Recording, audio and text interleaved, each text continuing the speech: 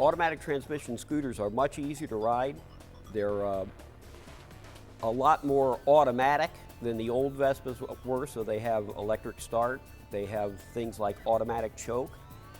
The transmission is fully automatic, so you have 2 hand brakes, just like a bicycle.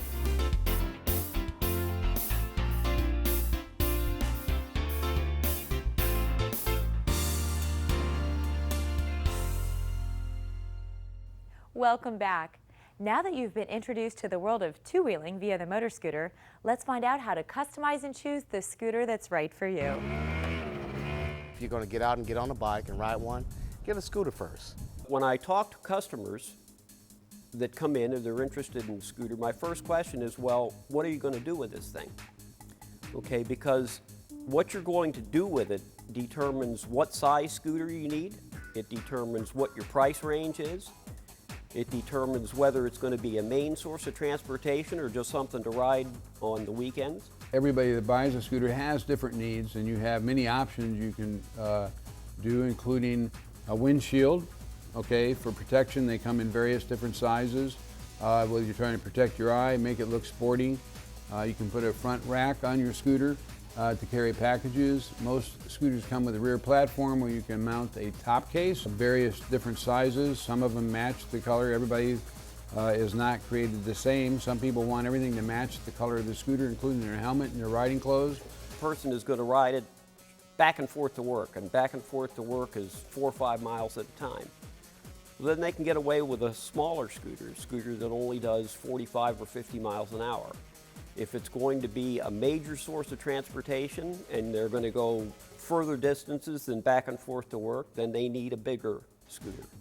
If they're going to use it as something to travel long distances on, then they need a really big scooter. The good thing about scooters is they have floorboards. When you're on a scooter, you're sitting in it like you are a car instead of on a motorcycle where you're sitting on it, which provides you a few more luxuries, typically a glove box or a concealed compartment in the front of the leg shield. Under the seat there is storage. You can have FM radio, you can have satellite radio, you can have CD playing, you can have a MP3 player. In today's technology, the interesting thing, there's a lot of helmet companies of quality where you can actually plug an MP3 player right into your helmet and listen to it. And the only thing I would caution about that is that you don't want to play it so loud you can't hear what's going around in the traffic around you.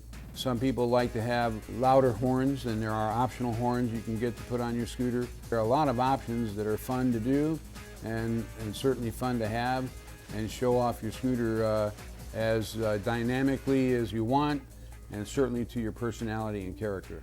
I would tell them to do their homework, make sure you get something that's a quality scooter, make sure that you get a scooter that fits you, make sure that it's not too big, not too small, and make sure you talk to the guys at the Scooter Superstore.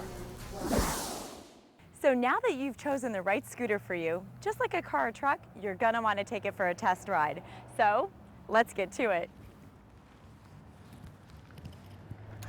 When you are considering buying a scooter, one of the most important features that you must consider is, can you handle that particular scooter, which would involve a test ride.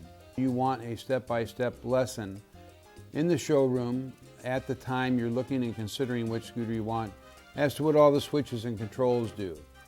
When you go outside for your test ride, if you don't have riding experience, you should start on the smallest scooter available, which is 50 cc. What we're interested in is to make sure you can stabilize the bike. Everybody can make the bike go, but they can't necessarily make it stop. Stopping is the most important feature in a test ride. A lot of times, if you haven't ridden a scooter in a long time, or a motorcycle or a bicycle, one of the fundamental things you need to do is put your feet down on the ground when you come to a stop, because if you don't, you're going to fall over. If you can handle the 50 successfully, you should be able to handle the 150 without any question.